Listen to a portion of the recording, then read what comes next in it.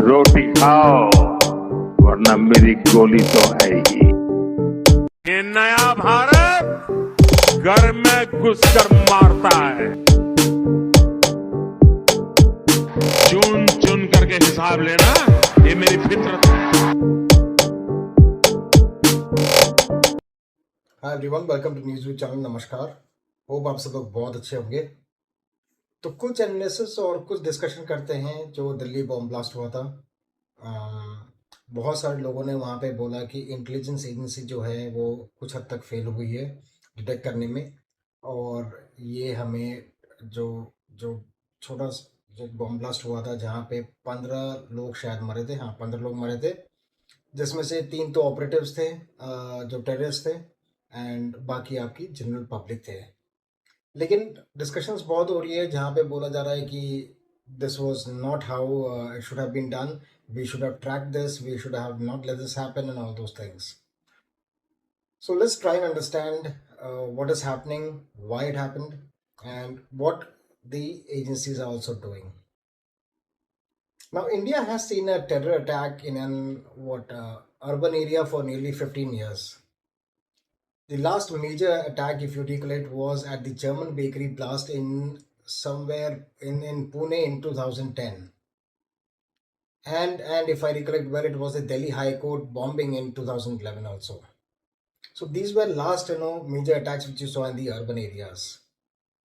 Now since then, intelligence agencies and police have improved their intelligence and service surveillance capability, and more or less they have busted most terror modules in many urban centers in northern India, as well as towards the western India, which is Mumbai and Pune. Now let's try and understand. India has largely been peaceful. In Kashmir, the security situation has improved significantly. I mean, you compare the Kashmir situation which was pre 2014 and the Kashmir situation which is now prevalent, there's a lot of improvement over there. Recruitment is curtailed, infiltration is restricted, and a large number of terrorists have been neutralized in all these last 10 to 11 years. However, the elimination of terrorists does not imply the neutralization of terrorism. This is something which we need to understand. That okay, if there is an elimination of terrorists which has happened, that does not mean that terrorism has been neutralized. Now that terrorist ecosystem continues to thrive today in Kashmir, and we all know that. So I'll take you a few years back, somewhere approximately 7 to 8 years back, in 2017, the NIA, which is the National Investigative Agency, they targeted terrorist financial networks and neutralized it over a period of time, which we all saw. Now that was one of the first steps which was taken to eliminate, or neutralize terror, is that you choke them the most where it matters, and that was the financial networks, and we tried to neutralize it. So as a result, what happened is funding sources for terrorism dried up to a very large extent. The government also cracked down on thriving anti-national media in Kashmir. This was done in the last 7 to 8 years, which was receiving government advertisements to some extent. So that is a place where the government targeted them, and they have cracked down on the anti-national media prevalent in Kashmir, which used to be there. Now, in spite of doing all these things, in spite of doing having all these successes, when they talk about at one point in time Punjab and then Kashmir, still they remain the hub of the drug and trafficking networks, and still till today the efforts are continuing to bring it under control. Now let's try and understand that I mean, these are such huge networks that they cannot be controlled in a blink of an eye. Whether you talk about the smuggle of arms and illicit activities, they will continue, they are continuing, but then they've been neutralized to a large extent. We need to understand the ideological aspect, The ideological aspect are very, very significant. And let's try to break this down. Let's try to understand this. Now, you see, radical clerics are more focused on the extremist interpretation of Islam, than the upliftment of youth. And this I'm talking about Kashmir. So all these radical clerics which you have, they are more focused towards the towards the people who are extremist, and how they interpret Islam, right? Rather than uplifting the youth over there, especially. And these things you especially find. I'm talking about Kashmir over here. You especially find these things during the Friday namaz in some places. Now, such ideological networks have increased despite efforts of the government to counter this trend. When you talk about de-radicalization is a complex, challenge across the world. It's not only in India, but then across the world also. When you talk about de-radicalization, it's a complex challenge. There are some established effective global models adopted now. When you talk about de-radicalization, you talk about Saudi Arabia, Singapore. They have implemented some effective models which has given them positive results to counter radicalization. Now India can also try and learn to adopt these models from Saudi Arabia and Singapore, which should and would really help us. Now, terrorist networks, they are incubated inside Jammu Kashmir to continue to operate. That is how they are functioning, or they are told to function. The reduction in terrorist numbers and separatist tendencies, as well as people raising the national flag and chanting patriotic slogans, are not definitive indicators for change. Please try and understand this point. While progress has been made in Jammu Kashmir, if you look at Jammu Kashmir today, there has been a lot of progress which has been made in the coming years. I'm sorry, in the past few years. The radical networks are attempting, while there has been progress, but then the radical networks are still attempting to take terrorist activity into urban areas, particularly the northern India, which we see. Now, Delhi bomb blast might still be a tip of the iceberg which we're looking at. In the past, there were some linkages between radical elements in Kerala and Jammu and Kashmir also. Now, what this suggests that these networks who try to increase their influence to other, I mean, urban cities or urban centers, like you have Bangalore, you have Hyderabad, you have Chennai, and they might also target areas with sizable Muslim population, which is vulnerable to this radical ideology. Now, while we understand this ideology, the ideological struggle between the radicals and non-radicals in Islam has continued for centuries and remains very, very dynamic. Sometimes you have this one side is stronger, and at the other time it is the other side which is stronger. And that we see, through the pattern the entire world over. While global terror has declined and the global war on terrorism has scaled down with this dismantling of, ISIS, Al Qaeda, they've been reduced to insignificance. Yet international terror networks continue to exist today, and that is where we say that it cannot be totally demolished, but then it can still be neutralized to a large extent. And they're waiting to make a comeback. While you neutralize them, they would be behind the scenes making trying to get their way back. Terrorism is always waiting for opportunities to re-emerge. Please understand this. This is something which would always, they would look out for opportunities where we have, prospects where we can try and re-emerge or try and pluck out our face up. So it lies dormant, and then suddenly one fine day it emerges, like, ISS did in Iraq in 2014, like the Delhi bomb blast which happened. So it is dormant since till such a point of time that they can be, but suddenly you see at times, these faces coming up.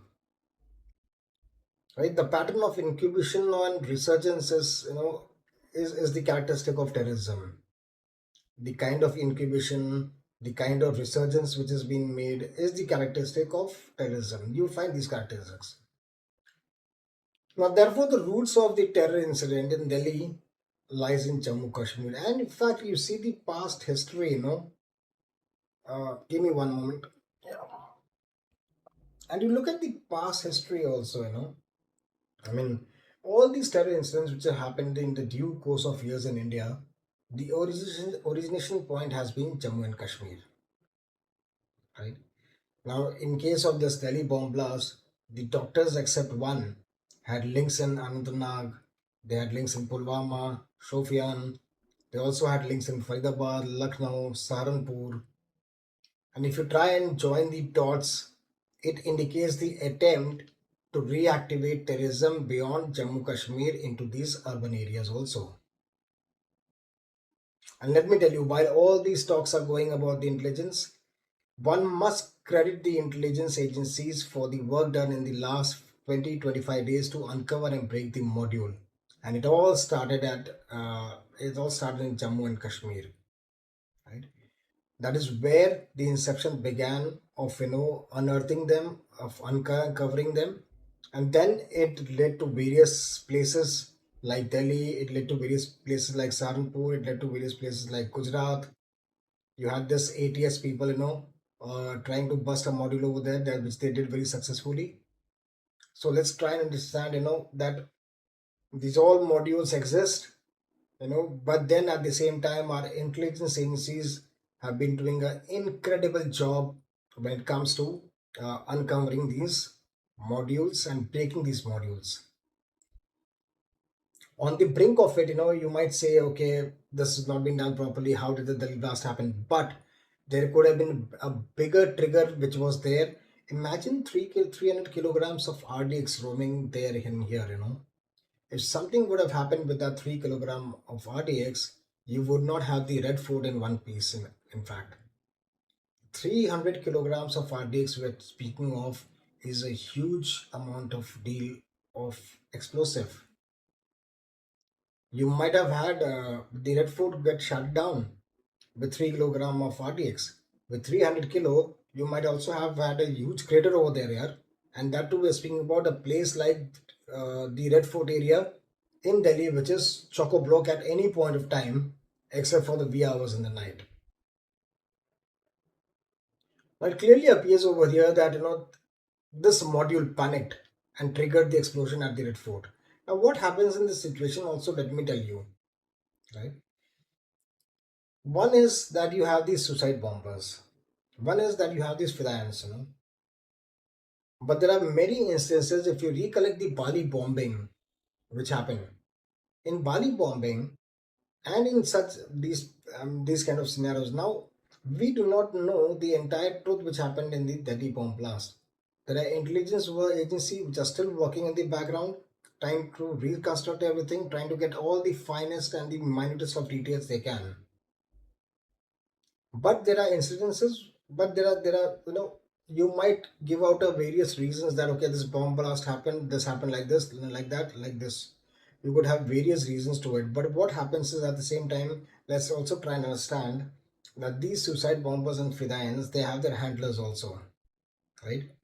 It could also be a scenario, right? And as I said, you may remember Bali bombing. At times these terrorists, they develop this code feet. Oh, I might not be able to do it. At the same time, when they have to create this havoc, they develop a cold feet, and that is where at times their handlers are also there. So it could very well be a possibility that the suicide bomber, he might have been going here and there, waiting 3 hours somewhere, might have developed cold feet or might have happened something, and the handler would have been at a certain distance somewhere near to the suicide bomber or the vehicle which is a part of, and the handler might have triggered the blast. So at this point of time, we cannot precisely say that what has happened, whether it is the suicide bombing or it is an accidental, detonation, or the handler did it.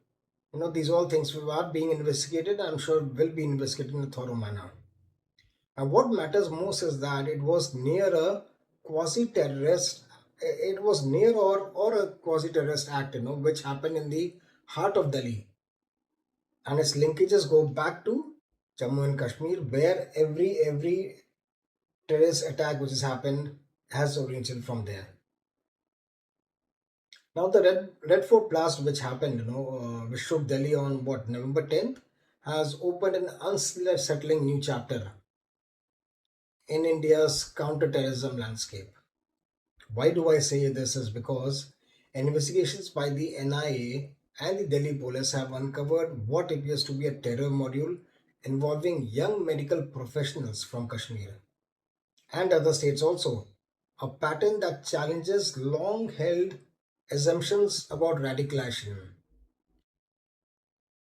I mean, the explosion which killed what 15 people, we said, and was followed by the arrest of several individuals, including obviously it's a list of doctors. I don't say all doctors are like this, but then uh, the doctors have surely come under the radar, and that too from a certain sect. So these individuals, including Dr. Muzammil, who is an assistant professor at Al Falah University, and the identification of Dr. Umar Muhammad Nabi, whoever they shit these guys, who died when his I-20 vehicle exploded near the Red Fort. Now these multiple doctors are now under NIA scrutiny and intelligence agencies, and they're examining whether educational institutes played any role in facilitating the extremist networks. Now, we all know the authorities are also investigating cross-country, linkages, potentially, Pakistan linked radicalization pathways, both online and offline, and the alleged role of, operatives connected to Pakistan's ISI services also. Now, why do I say that there has been a drastic shift in the radicalization, and this is the Delhi bomb blast which has shown us. Now, earlier the belief was that only madrasa educated, unemployed young men turn to terrorism. And I myself carried this thought for a long time, that one of the factors is the brainwash which they do. But then the other important factor is also the unemployment. Look at the kind of money which is being promised to these terrorists, right? And uh, whether the money is being paid when they die or not being paid is something else, but the amount of money which is being promised to these people or these terrorists, is humongous. And that is where I say, more than the brainwash, it is the money trail or the money which is being given to them persuades them, because they come from a very inferior background. And when you have that kind of a money coming in to save your family, you might say a yes, and then you might get brainwashed also. And the brainwash, how does it happen? The brainwash happens by showing them the photographs of Babri Masjid demolition. The brainwash happens by showing them extremism happening in India, which they term it that way, though it's nowhere there in India. But this is how they say, this is what is being done to your brothers, this is what is being done to your people who are staying in India. That is how the brainwashes happen. So, for a long time, I thought money is an important factor. But now that does not hold truth, and I would want to recorrect myself. It's because this assumption now no longer holds true. It's because these are people who were doctors, right? These are people who were very well employed. I mean, in this case, we see highly educated doctors with rational, analytical minds earning respectable salaries, rupees 4 lakh to 5 lakh a month. As assistant professors at Al Falah University. If despite education and professional success, such individuals embrace terrorism, something is seriously amiss and wrong over here. We must somehow try to examine the root cause then. Why would a highly qualified doctor with a promising future choose to wage war against his own country? Why would he go so far on to become a suicide bomber? It's not easy to become a suicide bomber. So this calls for a comprehensive preventive strategy, against Islamic radicalization, a challenge not only in India but across Europe and America as well. Now, countries like the Netherlands, the Poland, what else? Germany, you have France. I mean, even to a large extent, Turkey, Dubai, and Saudi Arabia have adopted very, very strong measures. It's time India does the same. Terrorists and their handlers in Pakistan will constantly change tactics, probe for vulnerabilities in the security architecture, and look for targets with the maximum impact. So somehow we have to change the way we are operating. We have to be equally agile and not live in the false hope that terrorism has been eliminated in the country. That can never happen. We can neutralize terrorism to a large extent.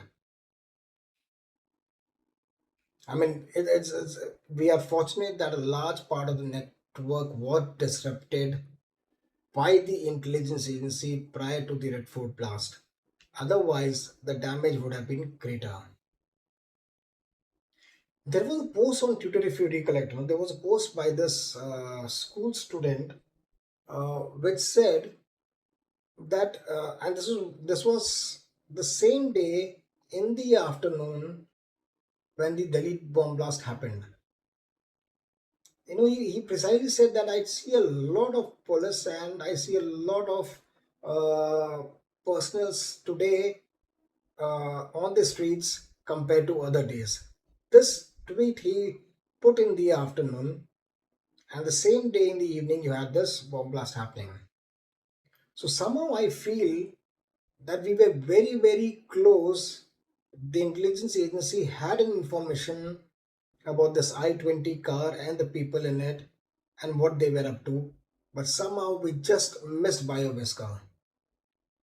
And that's a very, very important thing. There is a tweet which comes in the afternoon by a school kid who says, I see a lot of police or people in uniform today compared to other days, and this is the afternoon, by evening you have a bomb blast. So somehow the intelligence people were trailing these people, but somehow by a whisker they just missed off. Now, for what has appeared in the media, the terror module has been linked to Jaish-e-Mohammed and Ansar Ghazwatul Hind. The explosive material was procured over the time with the intention of carrying out multiple blasts. That's for sure. Because you see, the quantum of the explosive is not a smaller one, it's a very huge one. So I think the incident shows that there are active terror modules across the country who will find new ways uh, to reach to new targets. As citizens, we also have a responsibility from intelligence agencies to an alert citizen. We all have to play our part. You cannot have the administration only doing things. As a citizen, how you can play your part is that you have to keep your eyes and ears open. I'll tell you what, when these people are radicalized, their entire thought process changes, right? Their context changes, the way they speak totally changes when they're radicalized compared to when they were not radicalized. And that is where we have to keep our ears and eyes open. Let's try and understand terrorism is a cat and mouse game. Terrorists and their handlers in Pakistan will constantly change tactics. They will probe for vulnerabilities in the security architecture and look for targets with the maximum impact, not only in terms of number of casualties, but in showing their ability to strike in large cities.